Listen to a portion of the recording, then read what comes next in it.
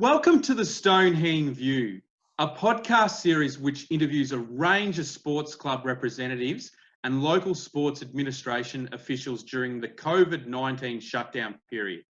We find out what these people are doing during the current health crisis with some of our most popular winter sports postponed. I'm Mark Heenan, and today I'm joined by my co-host, Mark Stone. Welcome, Stoney. Yeah, thanks, Hino. And another community person that my grassroots, where I come from, community sport, and a guest today, really tough job and being part of what she does, but I'm sure we'll find out a lot more in the coming moments. Thanks, Stoney. Absolutely. This person is all about many layers of community sport, particularly netball and football, and really has had a lot of experience in that area. And this person today is a leader, a manager, a volunteer in community sport. She's a former president of the Bell Park Football Netball Club in the GFL in Geelong, played more than 100 games of netball for the Dragons. Involved in local sport and netball administration since 2001, she spent 3 years with Netball Victoria, including a role as General Manager of Netball Operations. She was Match Operations Manager with the Netball World Cup in Sydney in 2015 and a Court Liaison Manager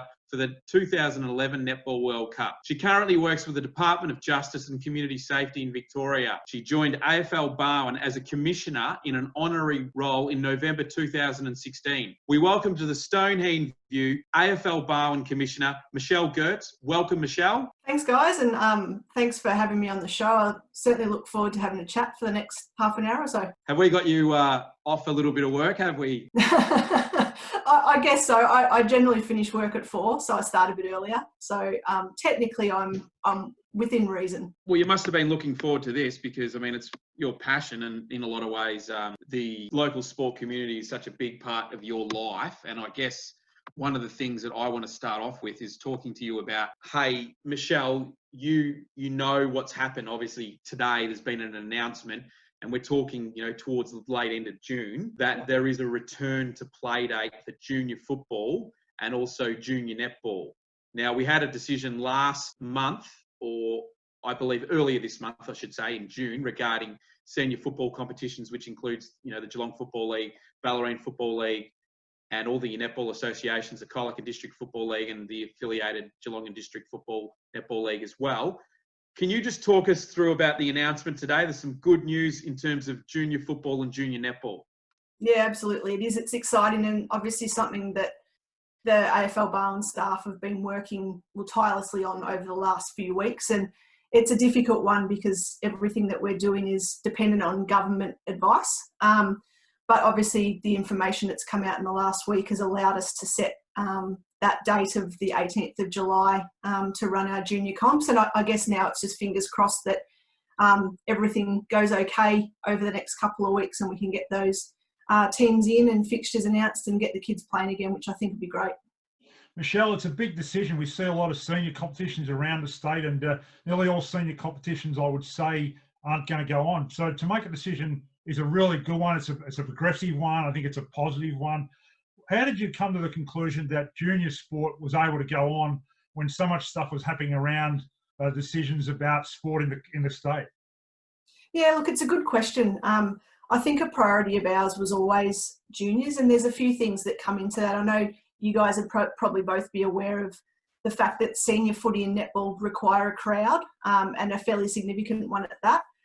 We felt that juniors were probably a better possibility because of that requirement probably not being as stringent and us needing those numbers and the clubs needing those numbers. So I guess that was probably easier for us to make that call. And that was something certainly as a commission that we've been speaking about since this all started, probably in early March, that it really needed to be a priority. And I think the statement that came out today, it's just about, the mental well-being as well as the physical well-being of the kids. And now that they're back at school, I think that's helped a little bit, but they certainly miss their footy and netball. So if we can get that happening, that's a key for us for sure.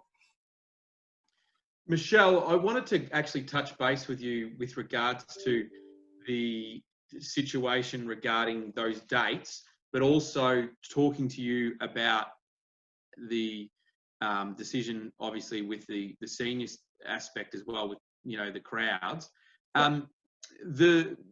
the dates obviously July 18 and July 21, I believe, and it obviously factors in around the holidays. What's also been the feedback regarding some of the return to training standards as well? With Mark Stone and myself, we were lucky enough to go to a junior training session last week to see a bit of filming done. And on our episode next week, we're going to have a sponsorship manager of a junior football club coming up. And it was just interesting seeing the two grounds, or the ground being split into half, and having, some junior footy kids come on at one stage, and then another will have the other kids. What's been the feedback like, and are you counting down to those days? Yeah, look, first and foremost, yes, we're counting down to those days. I think everyone in the region, even social media, I think, has had a really good response to that announcement today, which I think is great. I think the feedback we've had has been positive, in that the kids even just get back with their mates and train on a Tuesday or a Thursday night has been better than obviously nothing. So that's been really good. I don't think we shy away from the fact that it's a tough gig for our volunteers at the moment. There's a lot more requirements around training, whereas it used to be just rock up, pick up a ball and away you go. There's obviously a lot more complication with that now, and making sure that everyone's keeping a safe distance and the hand sanitizers out in force, etc. So I think we probably take our hats off to the volunteers at the moment, because they're doing more than what you would want them to be doing, but they're doing it for the right reasons, and that is because they want the kids out playing. And even from a senior perspective too, I mean, those players have been able to get out and train again, and that's due to our volunteers and the hard work that they've put in over the last few months as well. Michelle, leadership is a really big thing. I love it to death. And just looking at some of the protocols to play, I mean, there's not one thing that AFL Victoria hasn't covered off: education, protocols around training, sanitisation, playing scenarios. You've been around sport a long time. It's a big ask for any volunteer, but it's a courageous one. And I really take my hat off to you and the AFL Victoria for what they've come up with, because it's absolutely brilliant in my eyes. Yeah, it is. And I think it has to be. I don't think we've got a choice. It's a pretty serious thing that we're going through at the moment. The word pandemic means that everything has to be done at 100%. And certainly from AFL Victoria and Netball Victoria's perspective, they've come out with some amazing guidelines and turned them around really quickly too, I have to say. From announcements on the weekend to sort of coming out today, there's a lot of people putting a lot of hours of work in to get that right. And I think we're all really appreciative of that, for sure. One thing I wanted to talk to you about, I mean, obviously you've had a pretty big role over the last 2 decades with local sport, and obviously before that you would have been playing and probably mixing with a lot of different clubs, and just seeing your personnel and who you work with now, but also your development grow in this space in sports admin. I mean, take us back to Michelle Gerdtz when she got into sports administration, but also too, was reading an article, I think you were one of the youngest female presidents going around when you joined Bell Park at a pretty young age, in your 30s. And then how good is it to see now that I think this year we had a third female join the AFL Barwon executive committee. That was Pip, obviously, Janowski, I think it was. So just talk us about your footprint into the sports administration, and how good is it to see more women being involved, particularly from a commissioner point of view?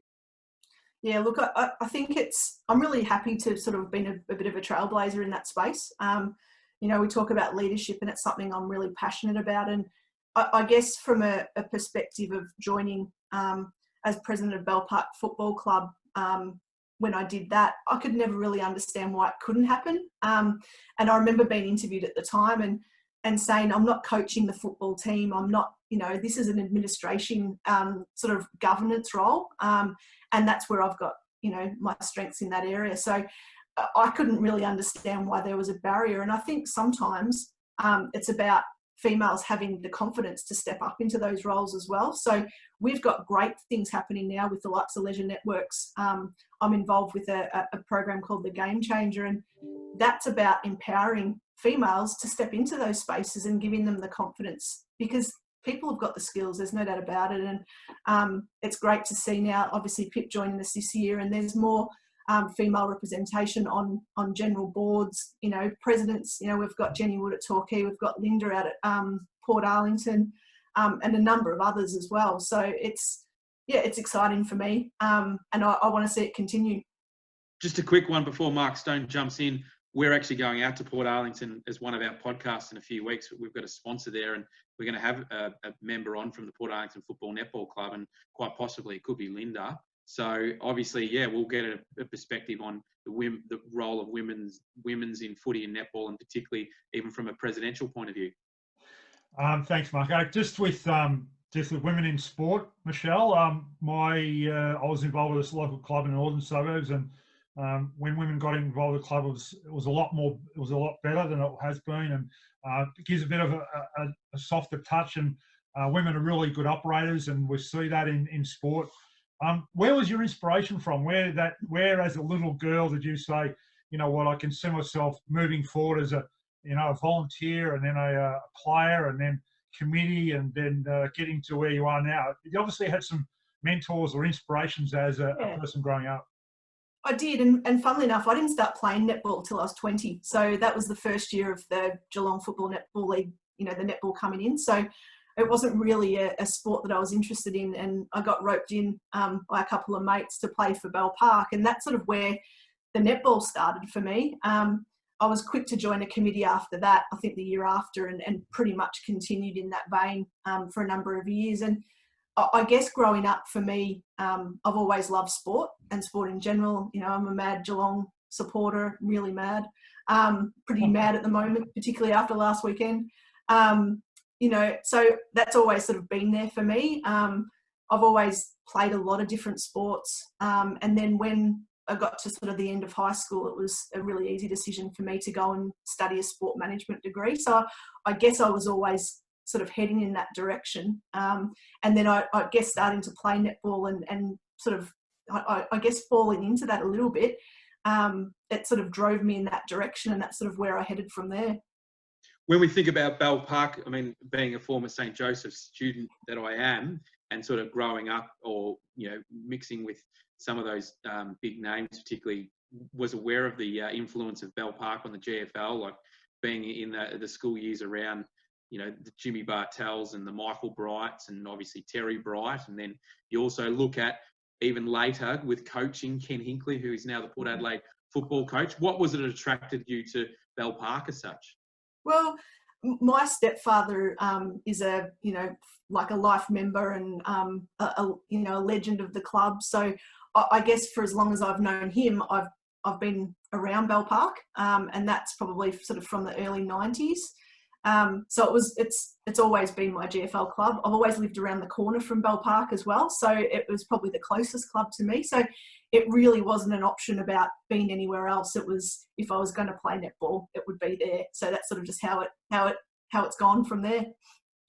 Michelle, AFL Barwon is known as a really strong league, possibly one of the best in the competition. What's the key to AFL Barwon and the ability to be the best in the business, and what do you think it comes down to? Because big decisions and hard decisions like these, it could have been easy for the league to say, no, we're going to pull the pin. Obviously, you got some good leadership in the organisation that you work. Yeah, for sure. And, you know, again, I said it before, but I take my hat off to Will and all the AFL Barwon staff over the last few months. It's been really tough, and I think they've presented so well and so united, I guess, in terms of what we all wanted to achieve.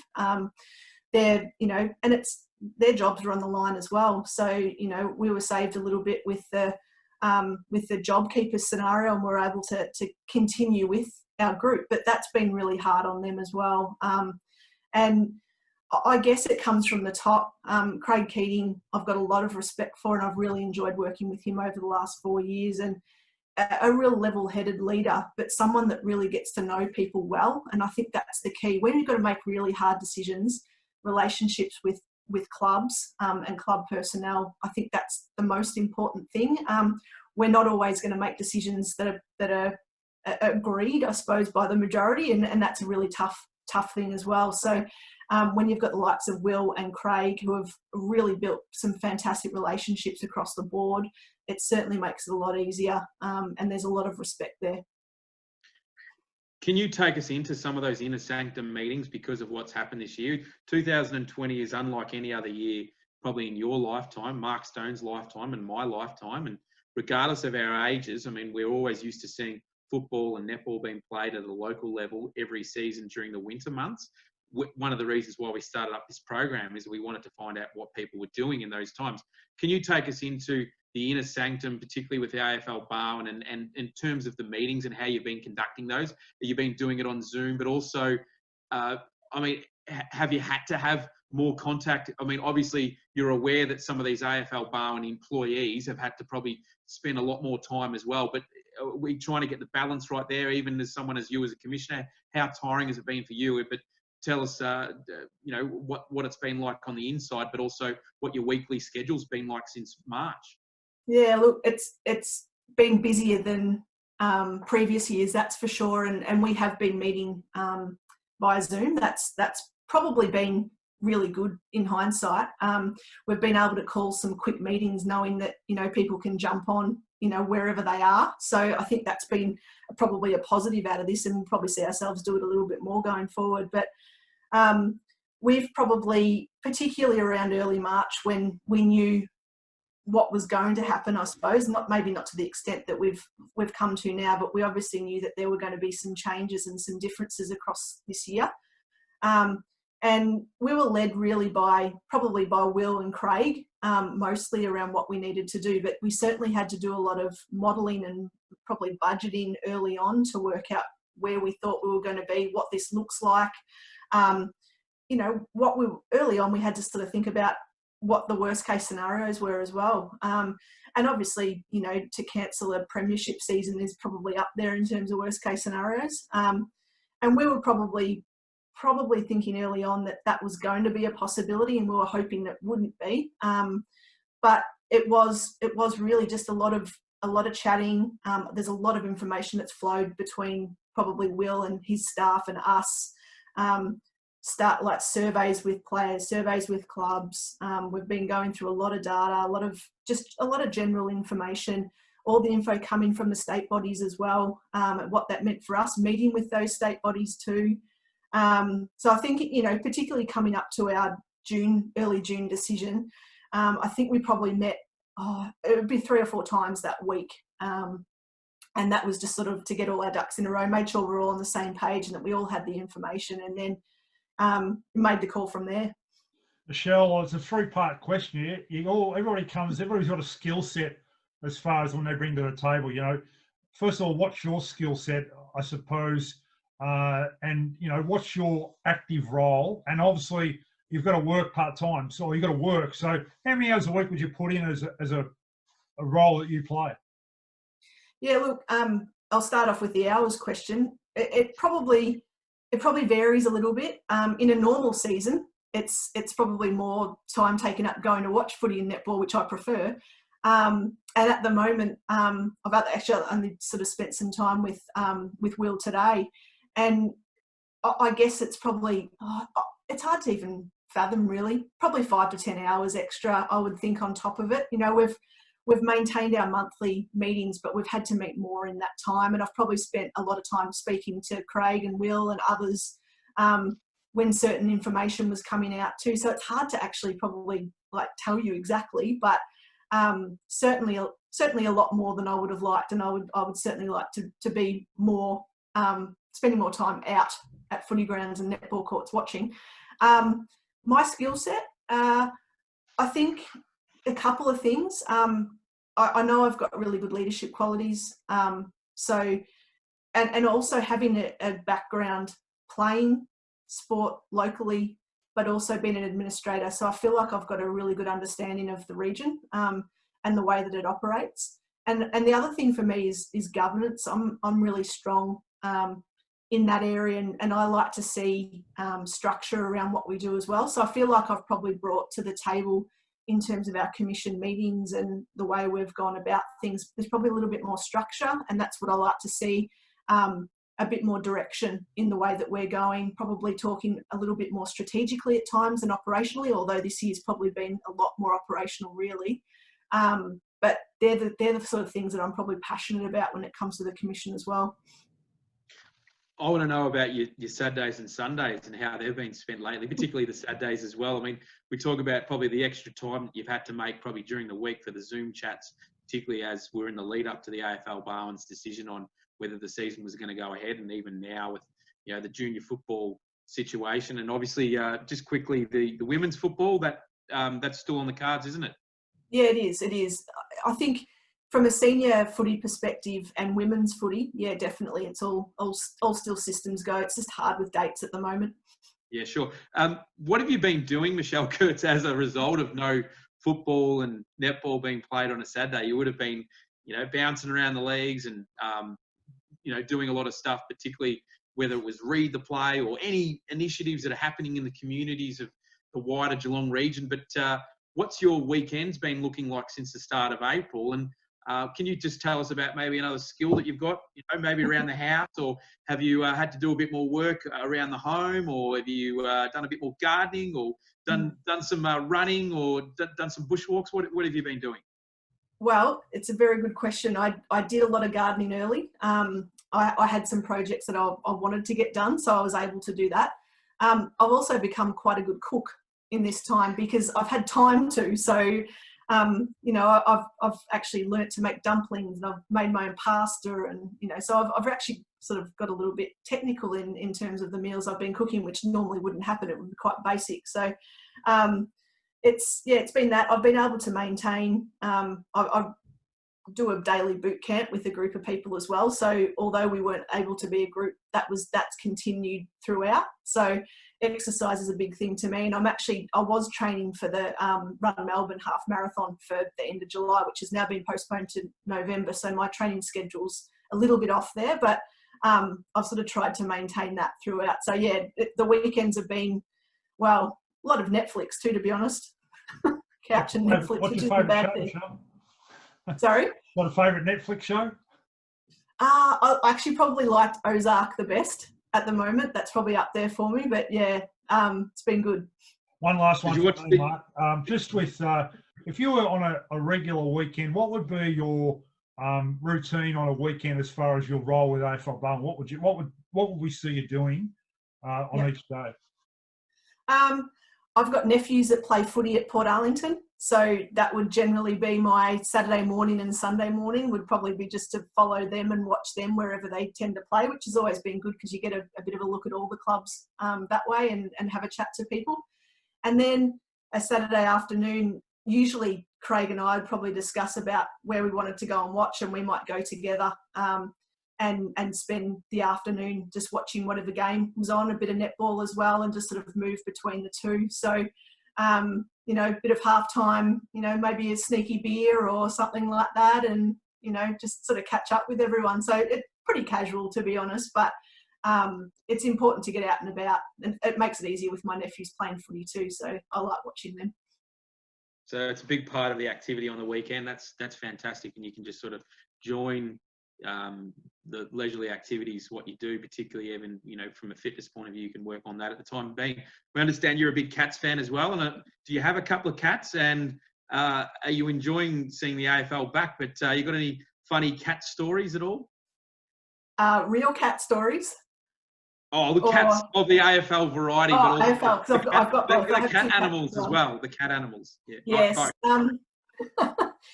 Oh, look, I've been a Geelong supporter, well, since I was born. I don't think I had a choice, which I'm glad about. So I've been in, you know, the ups and downs. Thankfully, there's been a few ups more recently, but I did attend the 89, 92, 94 and 95 losing grand finals, and probably thought I would never see a winner. And then I got to 2007 and obviously saw the winner and thought I'll be happy forever now. And I wasn't. You want to see more. The more it happens, you want more. So I guess the last few years have been a little bit leaner again, and I think all Geelong supporters are starting to get a little bit antsy about that. So hopefully something can happen. Well, we certainly are, as if you are a Cats fan, but you know, to see the 07, 09 and obviously 2011 would have been a highlight for you. But yeah, we just wanted to really thank you for coming on the Heen View. We're now at episode 11, and I think from your experiences, particularly what you've had to roll into the last few months with a lot of heavy decisions regarding AFL Barwon, but also from your role as an honorary sort of member of that, commission. It's had to require some, big, so not so much statements, but leadership decisions regarding the outcome of local football and local netball in the region that we're in. So we really want to thank you for coming on the Heen View on episode 11, and we look forward to obviously seeing some netball and junior footy, local netball and local junior footy being played, and women's footy at some point. So keep up the great work, and thanks for coming on the Heen View. No worries at all. Thanks for having me. Mark Stone, fantastic to get Michelle Gerdtz's thoughts on local sport. We're at a very interesting stage in terms of the season or the month of the season that we're in June, because a lot of the decisions have been made around local football and local netball from a senior and junior perspective, and also women's football coming up as well. So she's got a very important role, and not without standing her role that she does with the Department of Justice as well. Yeah, it's really good to see a lady actually put her passions to work, her experience, bring it to the table, and still enjoy her footy and be part of what, we all live our passion. And it's great to see Michelle does that on a weekend, but obviously it's a big role as a commissioner, and it's good people in good places making good decisions, and it's well done to the AFL Barwon, I say. Absolutely, and we don't envy some of their decisions that they've had to make, because hasn't been easy, and unfortunately, not everyone's always going to agree with those decisions, whether you're a local footy fan or not. But it's been fascinating to have Michelle on the program. And look, you can get in contact at any stage on the Heen View. You can check us out on the Heen View Facebook page, the Heen View Instagram page. We're also available with our podcast on Apple Podcasts and also Spotify and Podbean. We've all, Mark Stone, you've got the YouTube channel, and just talk about what's behind you with the banner. Yeah, a new banner, and thanks to Jared Whitcomb and his organisation, and the Heen View up on there. We'll have a couple of sponsors logos at the top in the next couple of weeks, but our brand new banner, when it looks fantastic, a couple of our heads on there, but it looks all right. Just make sure you don't cut off my head when you twist around on the chair, but that's okay. Just another thing, that's fantastic. And we'll obviously see you soon on the Heen View, but we're coming out to the Ocean Grove Hotel next week, and we're going to speak to the Ocean Grove Cobras. We're going to have a junior perspective on the take on that. And then we've also got some outside podcasts at the Driftwood Cafe in Ocean Grove, and the Pierview Lolly Shop with Port Arlington, and obviously the Port Arlington Football Netball Club that Michelle has been talking about a little bit, with some family connections there as well. So it's been great to have you on, Michelle, and thank you for joining us on the Heen View, and we'll see you next time. Thank you.